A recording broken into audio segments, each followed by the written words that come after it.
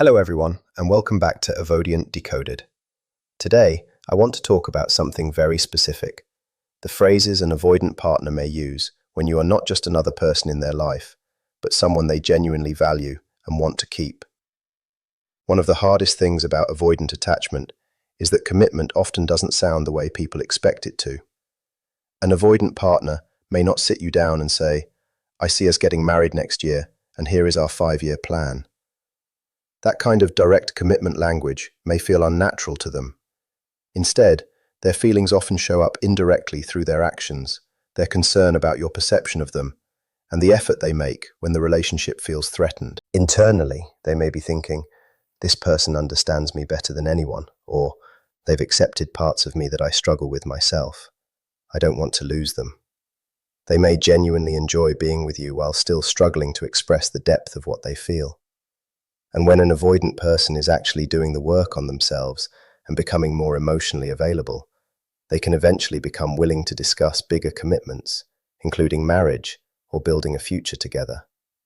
That isn't guaranteed simply because someone is avoidant, but genuine emotional investment combined with personal growth can create that possibility. So how can you recognize that kind of investment when they aren't saying it directly? One phrase that can be especially meaningful is something along the lines of, "What can I do to change the way you see me?"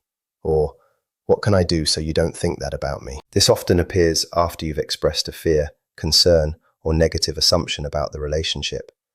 Instead of simply shutting down or telling you that you're being unreasonable, they become concerned about repairing your perception of them. For an avoidant person, that can be much more significant than it sounds. People sometimes assume that everyone would respond this way, but avoidant individuals often have a strong habit of separating themselves emotionally from other people's opinions. They may have learned very early in life that being independent was safer than depending on others, and that showing too much concern about other people's feelings could make them vulnerable. They learned to handle things themselves. They learned not to need people. They learned to keep emotional distance. And there is an interesting contradiction here. If you spend years teaching yourself that you don't need anyone, you may eventually convince yourself that other people's approval doesn't matter either. That is why it can be significant when an avoidant partner suddenly becomes deeply concerned about what you think of them. Your opinion has entered a part of their emotional world that they normally keep protected.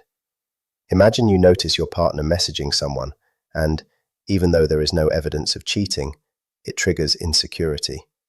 You tell them honestly that their behavior is making you uncomfortable. A caring partner might reassure you by saying, "There isn't anyone else. I'm not interested in anyone else." But if you continue feeling uncertain and they notice that you still don't fully believe them, they may go further. They might ask, "What can I do to make you feel secure?" Or, "What do I need to do so you know you can trust me?" Some avoidant partners may even become unusually proactive. They might offer to show you their phone, explain the situation repeatedly, or make some dramatic gesture to prove they have nothing to hide. From the outside, that reaction might seem strange. Someone might even think, "Why are they trying so hard? Maybe they're hiding something." But that isn't necessarily what is happening. Sometimes the intensity comes from something much simpler. They cannot tolerate the idea that the person they care about sees them as dishonest, disloyal, or untrustworthy. They may not be particularly skilled at handling emotional conflict, so their response can come out awkwardly or even excessively.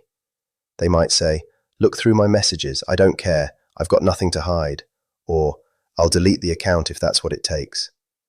The important part isn't the specific action, it's the emotional meaning behind it. They are trying to communicate, "I don't want you to see me as someone who would hurt you."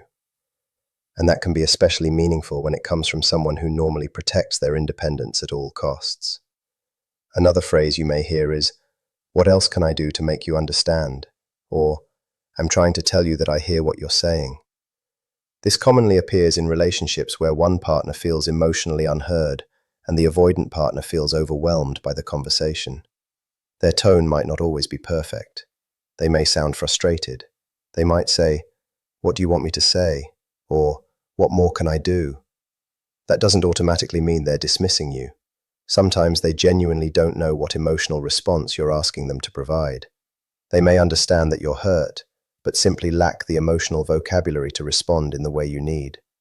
This is where being specific can help. Instead of expecting them to automatically know what would make you feel understood, tell them directly. Maybe you need verbal reassurance. Maybe you want them to explain themselves instead of becoming quiet. Maybe you simply need them to acknowledge what you're feeling before trying to solve the problem. Give them something concrete to work with. An avoidant person who truly values the relationship may actually make the effort once they understand what you need. And that's an important distinction. Avoidant people can care deeply while still struggling with emotional communication. Their difficulty expressing themselves does not automatically mean they have no feelings. Another phrase that can reveal something important is surprisingly simple. I don't like when you do that. It really bothers me. Why can this matter? Because an avoidant person's usual response to discomfort is often distance. They may withdraw, become quiet, emotionally detach, or decide that ending the connection is easier than confronting the problem. So when they stay and actually tell you what is bothering them, they're doing something different. They're communicating a need. They're essentially saying, this matters enough for me to talk about it because I want this relationship to work. Think about what that requires from them. They have to admit that something affected them. They have to risk your reaction. They have to trust that you'll listen rather than reject or criticize them. That is vulnerability.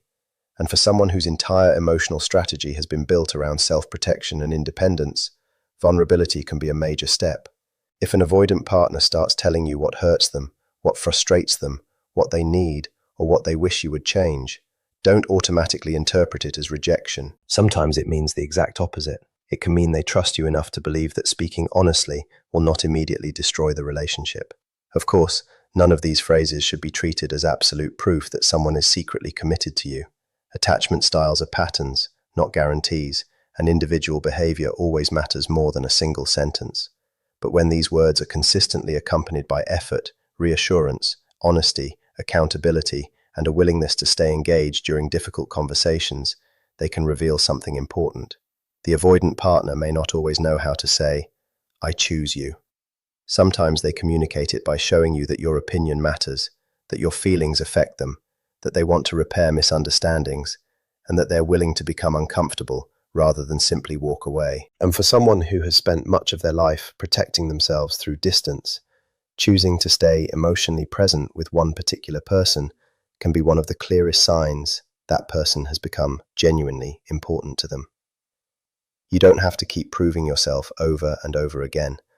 If your partner has reached the point where they're openly communicating their needs and frustrations with you, chances are you've already demonstrated consistency, accountability, and reliability many times. Give yourself some credit for that. You probably had to navigate a lot of difficult moments to get the relationship to this stage, and whatever that journey looked like, it clearly wasn't effortless. But reaching this point can be a genuinely positive sign. If you're experiencing this kind of behavior from an avoidant partner, it's reasonable to recognize that there may be real love and emotional investment underneath it. Another phrase you may hear is something like, I'm not upset, so don't worry, or let's just focus on doing better from here. Sometimes they'll even tell you directly, I'm not angry with you. That wording is more commonly associated with someone who has an anxious attachment style, but when an avoidant person starts using it, especially after they've become more emotionally open, it can carry a different kind of significance. Maybe they were slightly frustrated. Maybe something happened between you that could easily have turned into an argument. But instead of holding on to the resentment or creating distance, they choose to reassure you. They might say, it's okay, we're fine, let's just move forward. What they're communicating is essentially, this problem isn't bigger than our relationship, we're okay. I don't want you sitting here worrying about whether I'm still with you emotionally. You may also hear something as simple as, don't stress about it, we're good. When an avoidant partner has become more comfortable with emotional closeness, statements like this can be surprisingly meaningful. They're letting you know that they don't see one disagreement or uncomfortable moment as a reason to abandon the relationship. They're saying, we're still on the same side, let's deal with this and continue. And if they genuinely mean what they're saying, you should allow yourself to believe them. Not every reassurance needs to be analyzed for hidden meaning. Sometimes, an avoidant partner really is telling you that they're okay, that the conflict has passed, and that they are ready to move forward with you. Avoidant attachment can be difficult to understand. especially when you're someone who naturally looks for direct verbal confirmation of love and commitment. But recognizing these quieter expressions of care can make the relationship much easier to understand. When you step back and connect all of these examples, the same pattern keeps appearing. Avoidant people often don't communicate their deepest feelings in obvious ways. They may not sit down and give you a detailed explanation of where they see the relationship going. They may not spontaneously describe their future plans, talk endlessly about marriage, or give you the kind of 5-year relationship roadmap that an anxious partner might desperately want to hear. That doesn't automatically mean they don't care. For many avoidant individuals, emotional dependence can feel unfamiliar, uncomfortable, and even threatening. They may have spent years learning that independence equals safety, that needing someone creates vulnerability, and that relying too heavily on another person is something to avoid. So when you see those defenses beginning to soften, pay attention. When they become concerned about what you think of them, when they try to reassure you, when they explain themselves instead of disappearing, or when they finally tell you what is bothering them, those moments can represent much more than they appear to on the surface. They're moving toward connection, despite the instincts that usually push them away from it. Think again about that first kind of statement. What can I do so you don't see me that way? At first, it might sound defensive. It might even sound like they're trying to protect their reputation. But underneath that reaction can be something much more vulnerable. They care about your opinion. They don't want you believing they're capable of betraying you, hurting you, or treating you badly.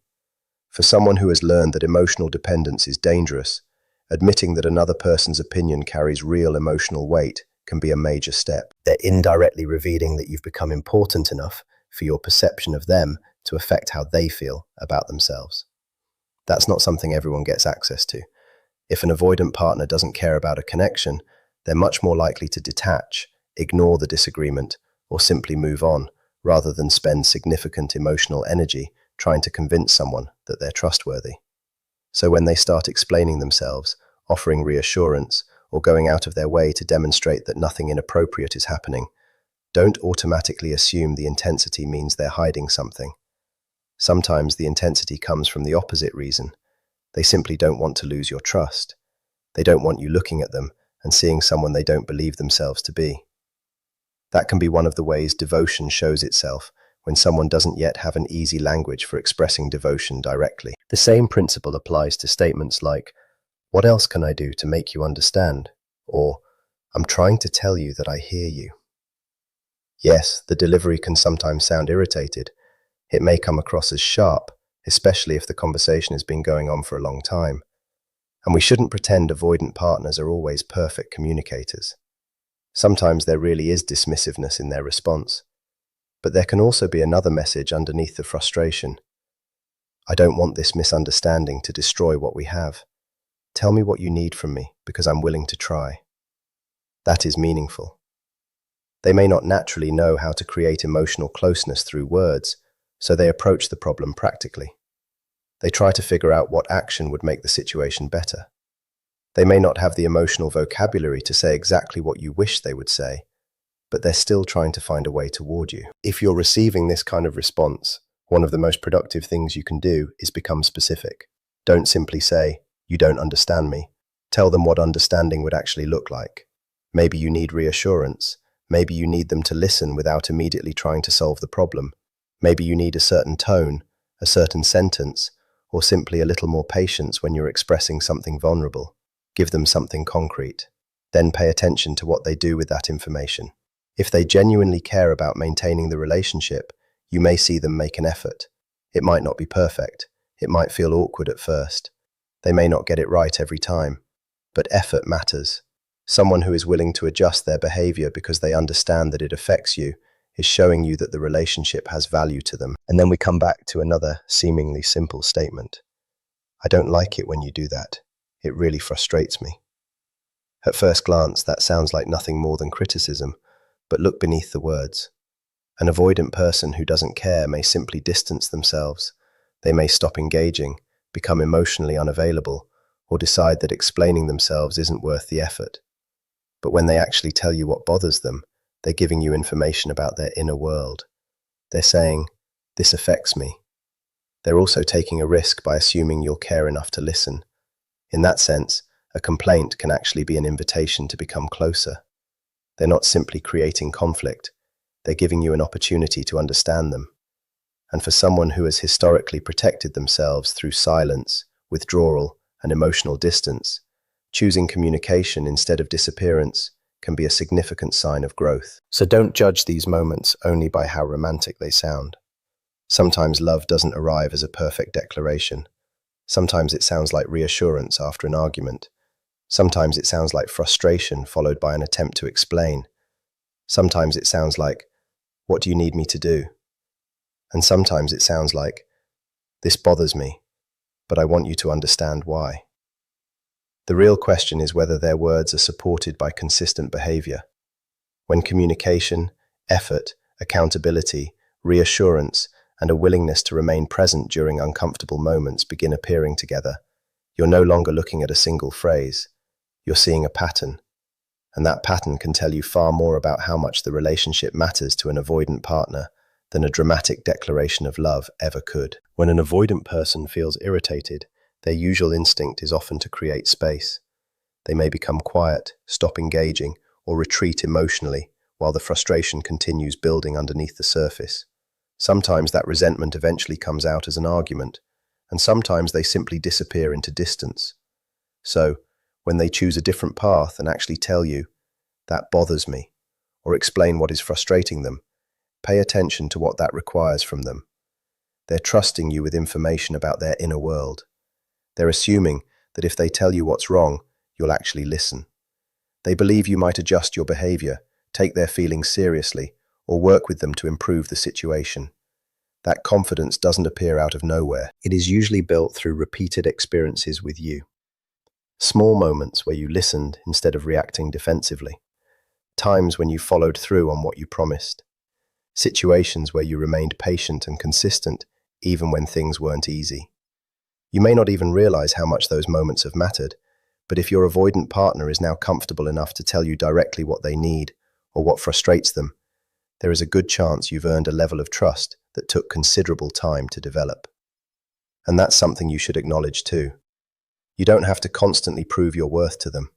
If you've already demonstrated through your behavior that you're dependable and emotionally safe, allow yourself to recognize the progress you've helped create.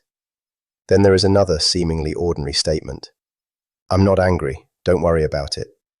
Or perhaps they simply say, "We're okay, don't worry." At first, those words may sound almost insignificant. They certainly don't have the dramatic impact of someone saying, "I love you more than anything," or making a huge declaration about the future. But context matters. For someone who typically handles emotional discomfort by pulling away, suppressing their feelings, or pretending that nothing matters, choosing to reassure you can represent a meaningful change. Instead of allowing tension to sit between you, they're actively trying to restore a sense of safety. They're saying, in their own way, "This problem isn't going to destroy what we have." And when they tell you that everything is okay, and their behavior supports that statement, sometimes the healthiest response is simply to believe them. Don't automatically search for a hidden resentment that may not exist.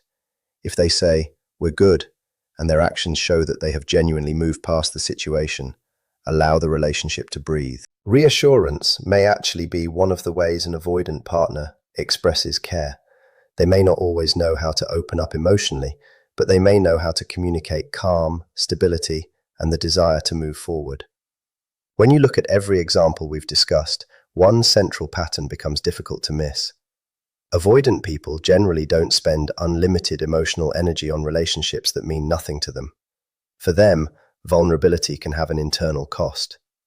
Sitting down to explain themselves, reassuring you when they could simply withdraw, admitting that something hurt them, or making an effort to repair a misunderstanding, all require them to move outside their normal comfort zone.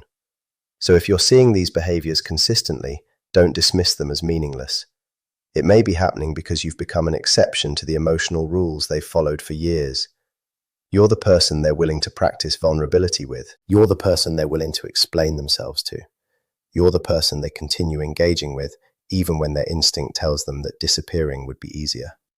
That doesn't mean the relationship will suddenly become effortless, and I want to be very honest about that. Loving someone with avoidant attachment can be complicated. Emotional growth doesn't happen overnight. There may be periods when everything seems to improve, followed by moments when old defensive habits suddenly return. Love from an avoidant partner may not always arrive through grand promises. It often appears in the quiet moments when they choose to stay, communicate, reassure, and let you see behind their defenses. When someone who once ran from vulnerability begins moving toward you, even imperfectly, that effort carries meaning. Recognize the progress, protect your own boundaries, and remember that real love is not just about choosing someone once. It is about continuing to choose each other through growth, honesty, and consistency.